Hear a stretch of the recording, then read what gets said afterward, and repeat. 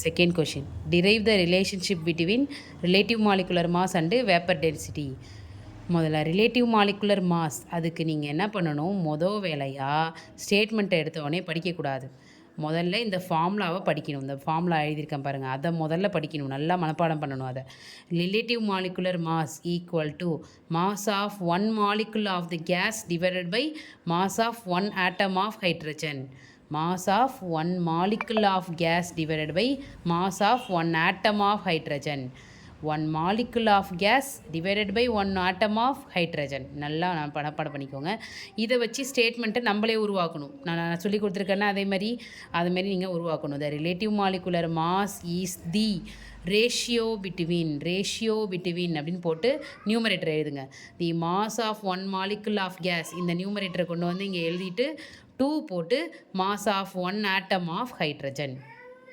Okay, அடுத்தது vapour density. இதுக்கு ஃபார்முலாவை படிச்சுக்கணும்.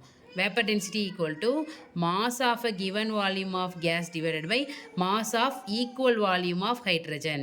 Mass of a given volume of gas divided by mass of equal volume of hydrogen. Okay, இதை வச்சு இதை ஒரு 5 டைம்ஸ் சொல்லி பாருங்கள். 5 டைம்ஸ் சொல்லிப்பாரு தயவு செஞ்சு. சாயந்தரம் வந்து என்கிட்ட தப்பாக எழுதி காட்டவே கூடாது. திரும்ப ரீவைண்ட் பண்ணி வேணாலும் பார்த்துக்க. இதை vapour density is the ratio எப்படி எழுதணும் ஸ்டேட்மெண்ட்டாக? Vapour density is the ratio between numerator எழுதணும். The mass of a given volume of gas 2 போட்டுக்கணும். டினாமினேட்டர் இருக்கிறத எழுதணும். The mass of equal volume of hydrogen. அவ்வளோதான், ரொம்ப சிம்பிள். இந்த ஃபார்முலாவை மட்டும்தான் நீ படிக்கணும். ஸ்டேட்மெண்ட்டை நீங்களாக உருவாக்கணும். ஹெட்டிங் எடுத்து எழுதுறீங்க, ஈஸ் தி ரேஷியோ பிட்வீன்னு போடுறீங்க, அவ்வளோதான். நியூமரேட்டரை போட்டு 2 போட்டு டினாமினேட்டரை போடுறீங்க, அவ்வளோதான் வேலை. அடுத்தது பாரு, vapour density is equal to அப்படின்னு போட்டு mass of n molecule of gas divided by mass of n molecule of hydrogen. n molecule of gas divided by n molecule of hydrogen. 3 formula நீங்கள் இங்கே படிக்கிற மாதிரி இருக்கும். இது ஒன்று. அடுத்ததெல்லாம் ஈஸி தான் உங்களுக்கு, மேக்ஸ் மாதிரி. என்ன கேன்சல் பண்ணிவிட்டு என்ன வரும்?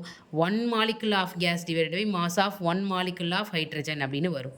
அடுத்தது இந்த இடத்துல 1 molecule of gas hydrogen, 1 molecule of ஹைட்ரஜன்றதை நெக்ஸ்ட் இதில் என்னென்னு எழுதணும்னா 2 ஆட்டம் ஆஃப் ஹைட்ரஜன்னு மாற்றணும். ஏன்னா ஹைட்ரஜனுங்கிறது டை அட்டாமிக், அதுக்கு 2 ஆட்டம் இருக்கும். ஹைட்ரஜனோட ஒரு மாலிகுலில் என்ன இருக்கும்னா 2 ஆட்டம் இருக்கும்.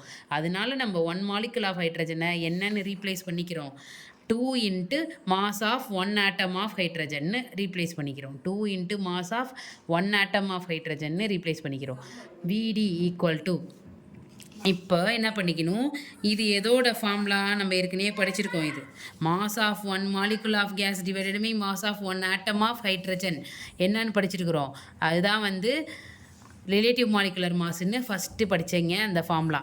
அப்போ என்ன பண்ணலாம், இதுக்கு பதிலாக relative molecular mass divided by 2 அப்படியே போடணும். இந்த 2 இங்கே வந்து மல்டிப்ளை ஆகிடுச்சுன்னா 2 into vapour density equal to relative molecular mass of a gas. So லாஸ்ட்டாக என்ன பண்ணணும், relative molecular mass equal to 2 into vapour density அப்படியே இடத்த மாற்றி எழுதியிருக்காங்க, அவ்வளோதான்.